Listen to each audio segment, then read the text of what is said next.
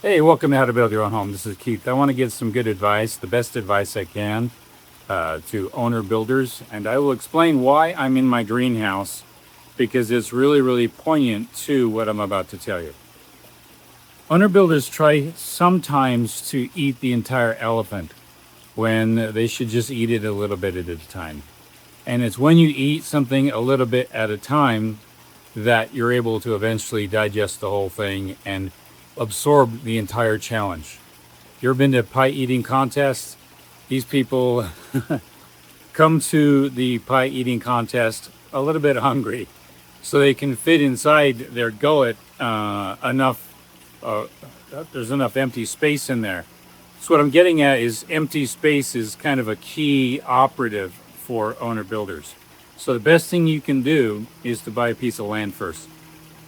Don't try to buy a land and get the money for the design and the build and all that at once. It can be done if you're very, very forward thinking and if you're planned out, you've got a lot of good resources at your disposal. But if it's a little bit daunting, you get a piece of land first. That's somewhat affordable for a lot of people. It's a chunk they can get. Now here's the neat thing. Once you have land, now you can start to design, imagine, plan, improve the land, bring water to the land, power, gas, utility, maybe even a septic system if you can work that in, knowing the actual design of the home. You can now chunk away at it. You can get little bits and pieces accomplished. And every time you do something to the land, let's say you have a receipt and you pay somebody to degrub it, you got rid of trees and stuff like that from the land. That's a receipt. That's a value added to the land. That's an expense in a business, but it's also equity in your home. You now can capitalize on that. So when you go to the bank and you say, we need 20% down, great. Here's the budget for the home, and here's all the things done to the home. We brought gas to the property, power to the property. We did all these things, and you're adding equity to the entire ball of wax. So why am I in my greenhouse? Well, when I first started How to Build Your Own Home, I always wanted to have a greenhouse. I also wanted to raise koi, as you see right here. And the waterfall sound you hear is another pond right behind me over here. You hear that sound.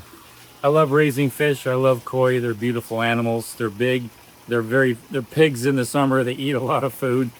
But they're great for eventually, which I might start with, is some aquaponics here. I've been toying with that and practicing with that. But I never thought that I would actually build something like this. Behind me is a banana tree. And hanging on that banana tree are actual bananas. I never thought that I could raise bananas in a hot southern Utah temperature climate that can get about 110, 115 degrees in the summertime. I never thought that I'd have avocado plants over there, or even a orange tree, even a bigger one, way over there, an orange tree. I never thought that I would master that. I never thought that I would learn all about bead filters and how to manage bead filters and the stewardship responsibility for this, which is not that hard. It's 2 or 3 times a week to come in here to service everything for about 20 minutes. The rest of the time I come in and I just throw some feed out for the fish and they're happy. I've created a system that's easy to maintain. That's what I'm getting at. This greenhouse is now easy to maintain. So by being easy to maintain, it took a while to wrap my head around it. But once I was able to figure out the design and all of that, I was able to just do one step at a time. The point I'm getting at is I couldn't do this without a piece of land. So now that once I had a piece of land and a large backyard, I could start to play. I could start to imagine. First thing I did is I dug a big hole. And in that big hole, I put some underground ventilation system for all types of reasons. And then once I learned that, I buried it, a foundation, and then I built a redwood frame structure, and one thing led after another. But it was daunting, but it wasn't overwhelming, meaning that I could achieve it bit by bit and little by little. And I just realized I got more bananas right here. I didn't even notice that.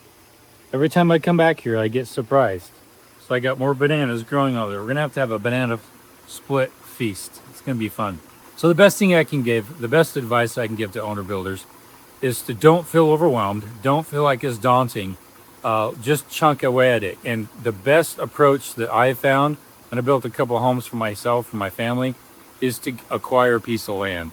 When I first started as an owner builder a long time ago, I was teaching at the local college, and I saw a piece of land just down the street from us, our home we were renting, and I called on it.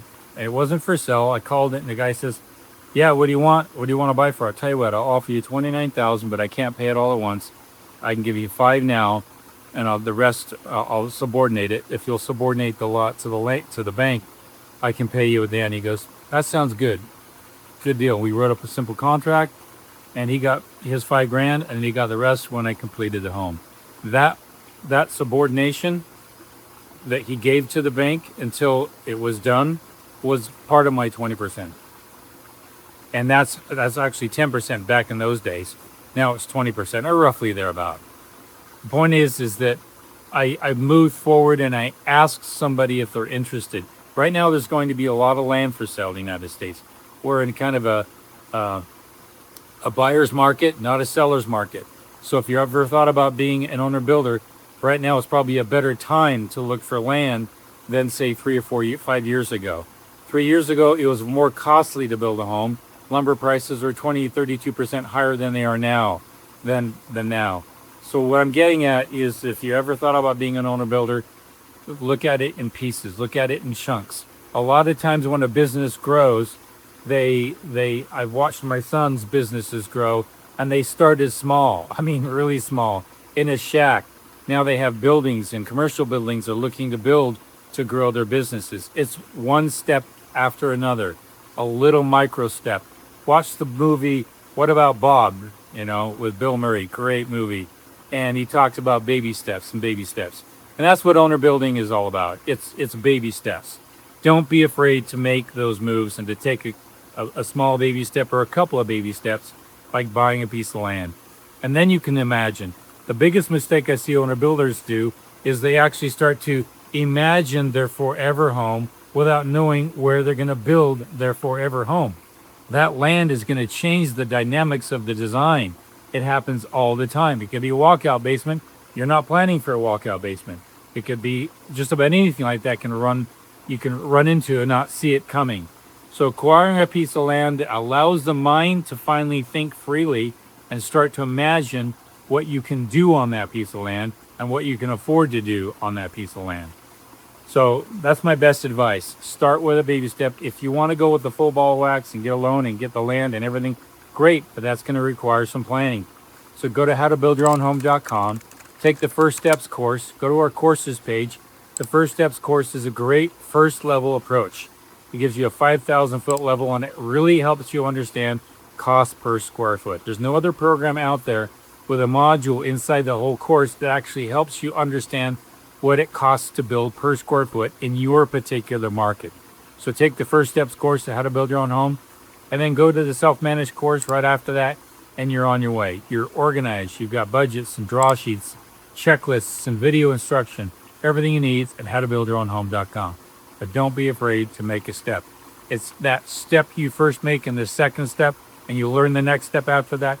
That's how you eventually eat an entire outcome. This is Keith with How to Build Your Own Home, giving you my best advice.